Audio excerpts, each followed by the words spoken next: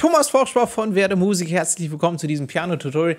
Chöre von Mark Forster. Also wir gehen das Ganze Schritt für Schritt durch. Es gibt ganz viele Teile, es gibt viel zu entdecken, sowohl für Anfänger als auch für Fortgeschrittene. Und wenn du neu auf diesem Channel bist und insbesondere Anfänger, lege ich dir sehr meinen kostenlosen Piano-Crash-Kurs ans Herz. Schau mal, hier in der Videobeschreibung ist der Link. Da kommst du auf meine Seite, kannst dich eintragen mit Vornamen, E-Mail-Adresse und ich schicke dir kostenlos ein paar Lektionen nach Hause. Das ist in erster Linie für Anfänger, aber später wird es auch ein bisschen fortgeschritten, also können sich auch gerne Fortgeschrittene da eintragen. Ja, würde mich sehr freuen. Ich weiß es sehr zu schätzen, wenn du da vorbeischaust. Vielen Dank an dieser Stelle und jetzt viel Spaß mit dem Tutorial. Ich zeige dir erstmal, was du in diesem Piano-Tutorial lernen wirst.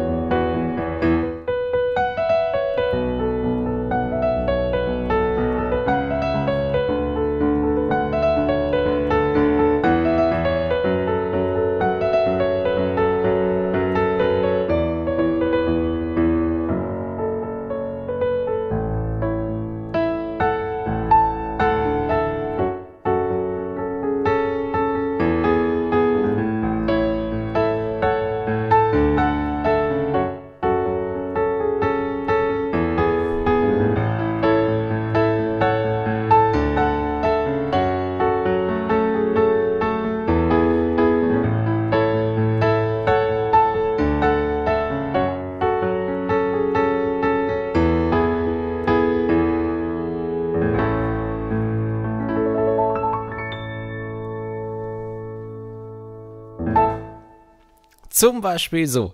Also, wie immer gibt es natürlich unterschiedliche Versionen. Wir starten ganz einfach und werden immer fortgeschrittener, dass du auch am Ende ein bisschen improvisieren kannst. Also, legen wir sofort los mit der rechten Hand und dem ersten Teil. So, also los geht's mit dem ersten Teil von Chöre von Mark Forster und wir legen los mit dem Intro und mit den ersten zwei Akkorden, Fis, Moll und A-Dur. Das sind auch die beiden Hauptakkorde dieses Stücks überhaupt, weil das die Tonart des Stücks ist. So, pass auf. Also, es ist schon so, dass wir direkt mit einem Akkord anfangen, und zwar mit dem Akkord Fis-Moll. Wenn du noch Schwierigkeiten hast, irgendwie Akkorde zu greifen, dann spätestens jetzt solltest du den Crashkurs in der Videobeschreibung holen. So oder so ist der cool. Da gibt es auch später auch für fortgeschrittene Tipps. Aber, ja, aber das sind so ein paar grundlegende Sachen hier, wie man einen Akkord greift und alle Töne gleichzeitig anschlägt. Also hier haben wir die Töne Cis, Fis und A.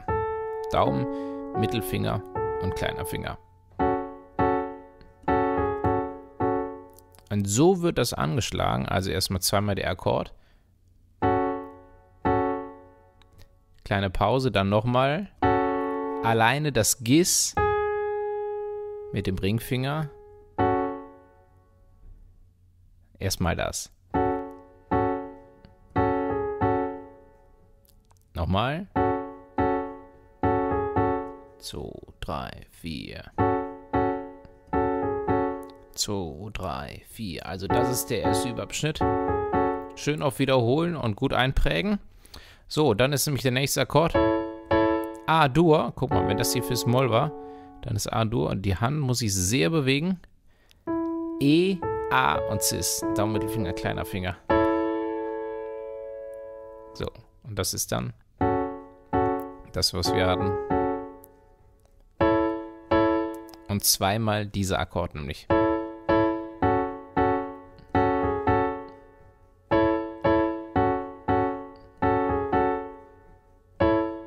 So, also das, was wir hatten, und zweimal diesen A-Dur-Akkord.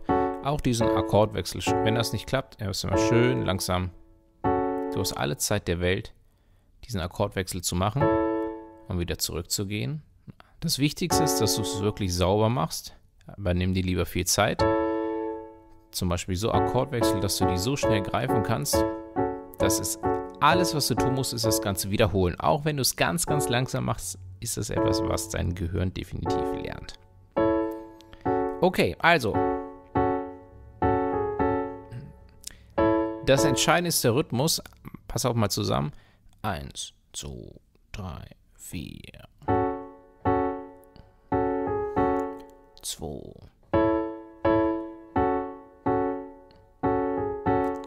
Dumm. Bumm. Ja, wo ich Bumm oder irgendwas dazwischen gemacht habe, das ist unbedingt eine Pause. Also ganz wichtig. Wenn das perfekt in der rechten Hand klappt, können wir die linke Hand dazu nehmen.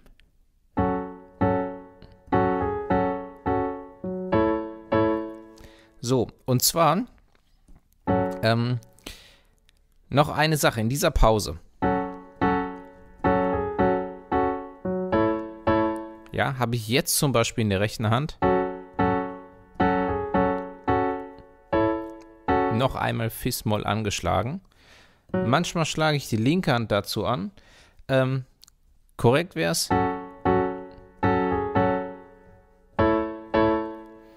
Was heißt korrekt? Also wichtig ist einfach nur, dass du im Rhythmus bist, definitiv. Ja, nicht zum Beispiel, was passieren kann, ist, ja, dass du einfach die Akkorde zu früh spielst und das Gesamttiming fehlt. Also was unbedingt bleiben muss, ist 1, 2, 3, 4, 1, 2, 3, 4. Bam, bam, 1. So, nämlich das Fis in der linken Hand wird gleichzeitig angeschlagen. Rechts, links. Das spiele ich nämlich rechts, links.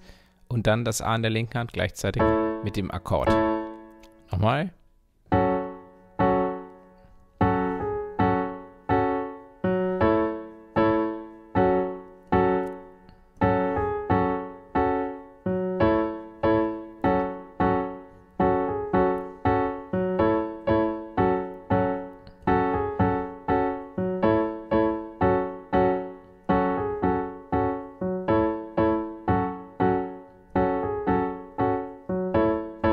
Also, das ist der erste große Überabschnitt und das Intro schon quasi. Ja, und dann geht's weiter mit der Strophe und das machen wir im zweiten Teil. So, weiter geht's mit dem zweiten Teil von Chöre und es geht weiter mit der Strophe und zwar mit der rechten Hand. Ich spiele erstmal die Strophe vor.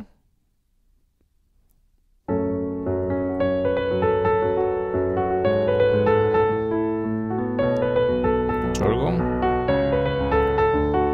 Der Link habe ich mich verspielt, aber es geht um die rechte Hand. Schau nochmal auf die linke Hand, nochmal auf die rechte.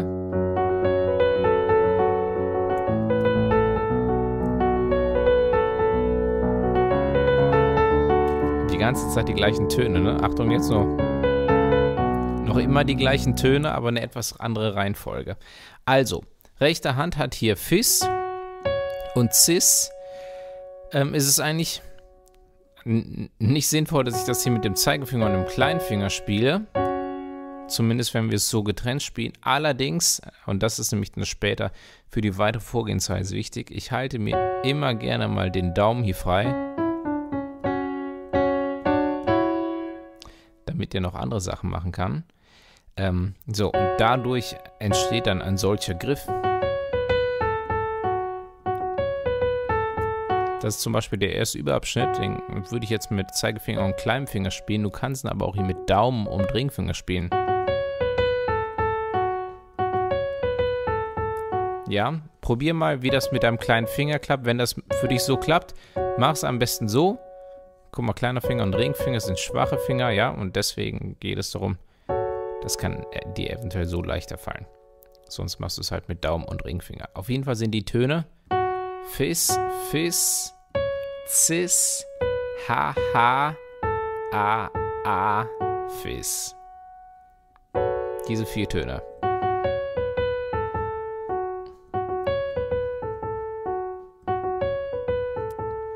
So, und pass auf, das Allerwichtigste überhaupt sind noch nicht mal unbedingt die, ich sage mal, die richtigen Töne in Anführungszeichen oder oder die Anzahl der Töne oder so, sondern der Rhythmus, das Feeling. Guck mal, die Anzahl der Töne und so weiter, das ist ein bisschen, hat das damit zu tun, dass man am Klavier die Stimme natürlich nicht 1:1 nachspielen kann. Aber jetzt hier der Rhythmus, guck mal, ich spiele nicht irgendwie nicht so, sondern es ist auch vor allen Dingen auch die Dynamik. Badam, bam. Ja, guck mal, das Cis schlage ich sehr laut an. Badam, bam. Die beiden eher leise. Fis und schnell.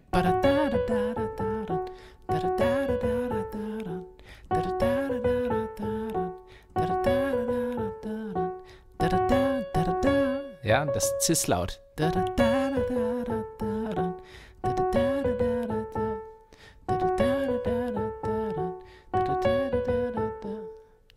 So, also vom Prinzip her ist das schon fast die ganze Strophe. Guck, beim zweiten Mal spiele ich nur bis zum A. Beim ersten Mal.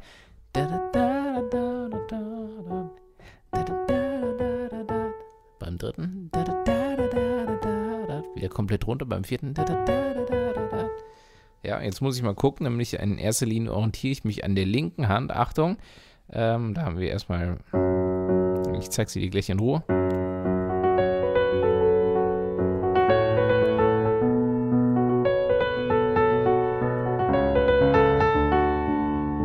Okay, das ist das 4. Mal, ne?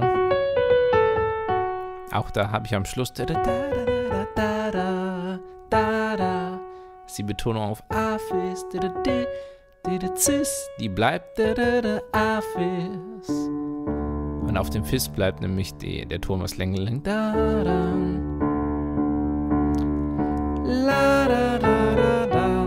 Cis, Ha, A, Ha, Fis, Das ist der Schluss. Das ist die 5. Die 5. Wiederholung quasi. Ja, ich weiß, dieser Fingersatz ist eigentlich ein bisschen krank. Eigentlich. So wäre es besser. Ja, aber wie gesagt, ich habe es hier vor allen Dingen auch wegen dem Cis-F. Habe ich das gerne optional noch frei.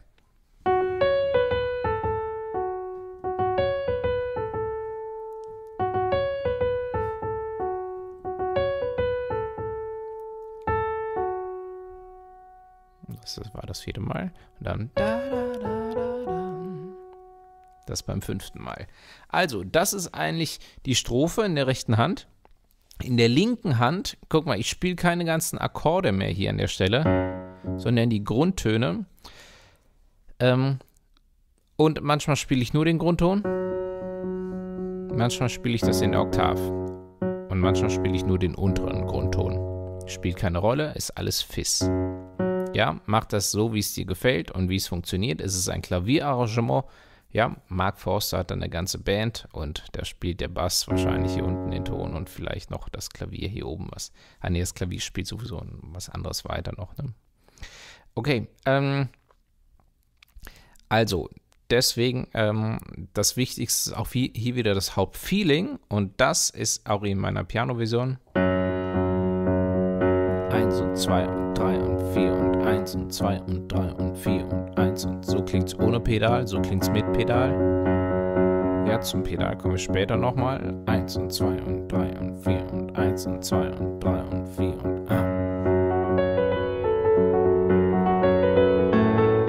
Ach so, genau, also wir haben erstmal Fizz.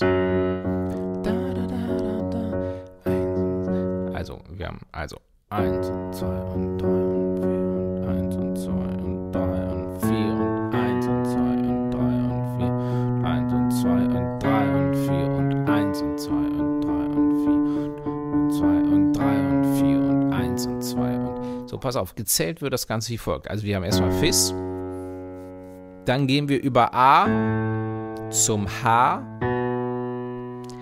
dann gehen wir über Cis zum D und zurück übers Cis zum H.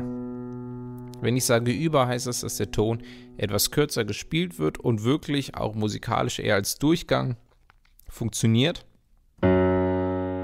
Nochmal Fizz, über A zum H,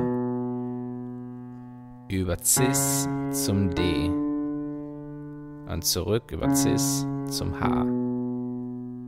Und zum Schluss das E. Also, das ist die nächste Übung, dass du dir das gut einprägst.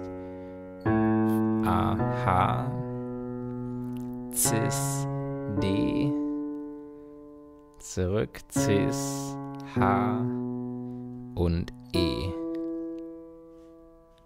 Und gezählt wird das Ganze 1 und 2 und 3 und 4 und 1 und 2 und 3 und 4 und also auf 3 das A, 3 und 4 und 1. Auf der 1 das H. Pass auf, das Fizz wird 1, 2, 3, 4 bis 4 gezählt. Dann wird es noch weitergehalten. 1, 2, also nur die Hälfte. Ne? 4 Schläge sind immer ein ganzer Takt. Also erstmal ein ganzer Takt. 1, 2, 3, 4. Dann 2, 1, 2. Dann auf der 3 kommt das A, 3, 4. Auf der nächsten 1 das H, 1, 2, 3, 4. Und hier wieder das gleiche. 1, 2. Auf der 3 das Cis.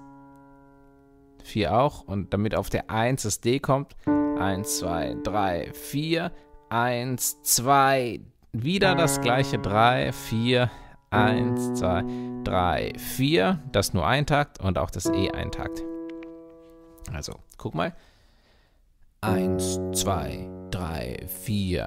1, 2, 3, 4. 1, 2, 3, 4. 1, 2, 3, 4. 1, 2, 3, 4. 1, 2, 3, 4. 1, 2, 3, 4. 1, 2, 3. Nochmal. 1, 2, 3, 4. 1, 2, 3, 4. 1, 2, 3, 4. 1, 2, 3, 4. 1, 2, 3, 4. 1, 2, 3, 4. 1, 2, 3, 4. 1, 2, 3, 4. Okay?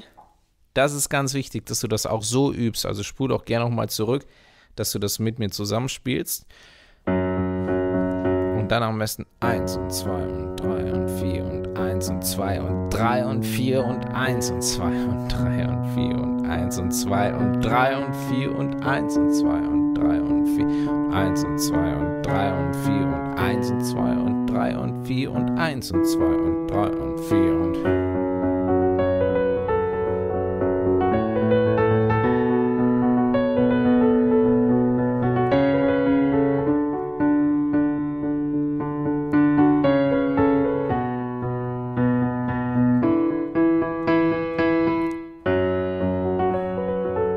ja.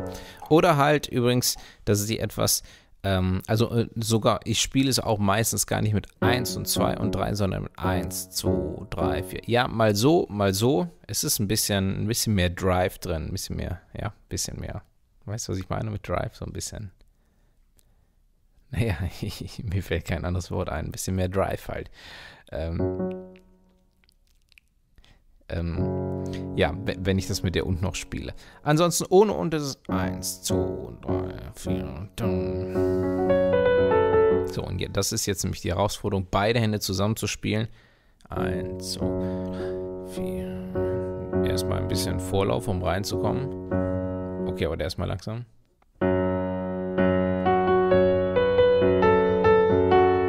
So, bis dahin. Guck mal, erst die beiden zwei Töne in der linken Hand. 1 und.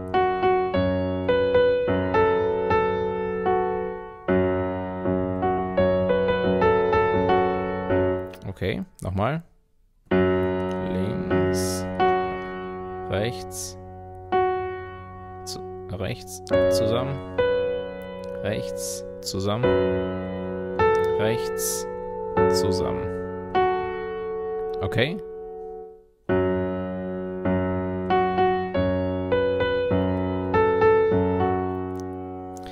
Macht ihr vielleicht nicht unbedingt so sehr wieder den Kopf, was genau zusammengespielt wird. Das Wichtigste ist in der linken Hand, dass es gerade bleibt, nämlich in der rechten Hand, das ist die Melodie des Gesangs, die kann ein bisschen variieren. Manchmal spiele ich zum Beispiel, guck mal, rechts, links. Aber ich kann auch die rechte Hand entsprechend ein bisschen später anschlagen. Das ist nicht falsch, es ist einfach nur leicht anders rhythmisch, ja. Phrasiert. Wie gesagt, das Klavier ist keine Gesangsstimme. Also nochmal.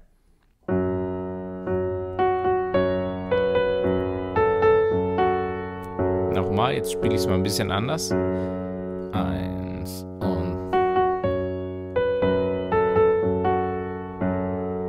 Ja, zum Beispiel, jetzt spiele ich es mal gerade.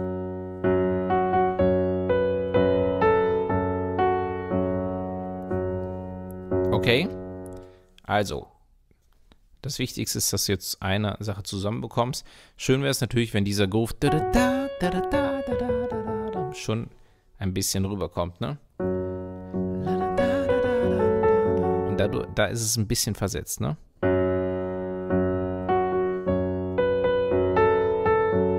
Ja, rechts, links.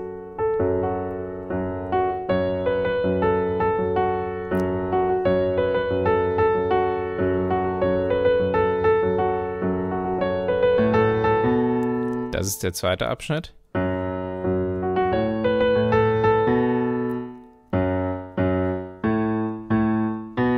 Es ist in der linken Hand, zweimal Fis, zweimal A und H.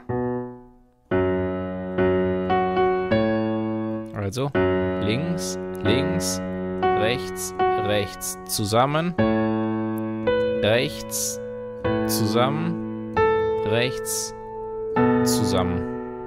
Rechts.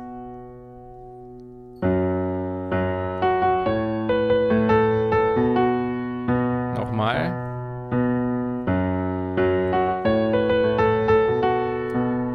Nochmal. Nochmal. So, pass auf, wenn du das geschafft hast, also ich empfehle dir dringend, das so oft zu wiederholen, das Video zu pausieren, bis du es perfekt spielen kannst. Nämlich, wenn du das geschafft hast, dann wird alles andere für dich sehr leicht fallen. Nämlich jetzt kommen nur noch andere Töne, aber der Rhythmus bleibt eigentlich gleich.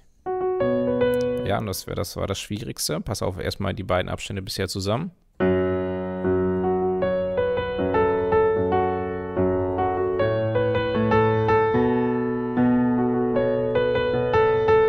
Guck mal, das war das gleich wie der erste Abschnitt jetzt, was ich hier gespielt habe. Nur, dass die linke Hand halt hier das H spielt.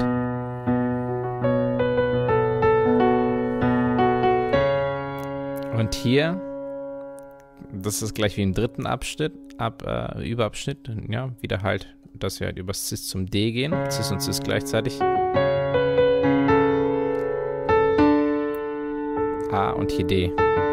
2, 3, 4, 1, 2, So, bis dahin nochmal.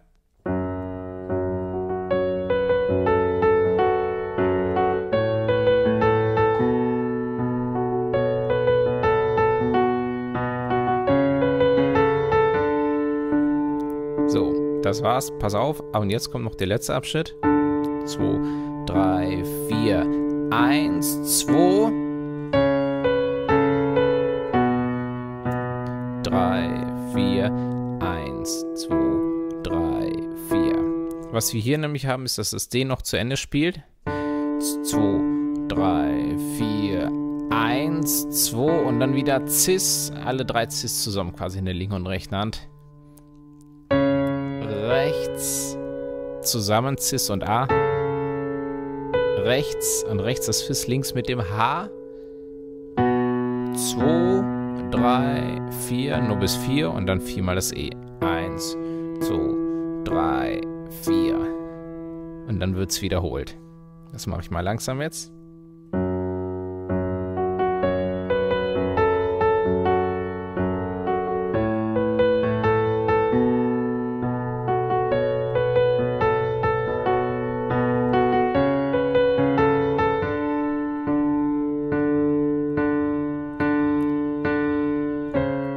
Entschuldigung, ein bisschen daneben gegangen. Ich wiederhole das. 3, 4.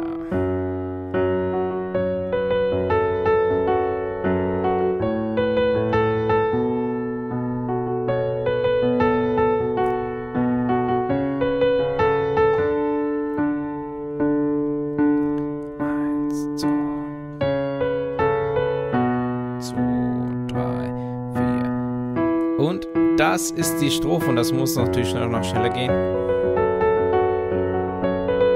Entschuldigung, da war ich jetzt einen Tick, übrigens mit dem A, ein Schlag zu spät. Ja, je nachdem wie man es macht, fällt es nicht auf, aber trotzdem nochmal.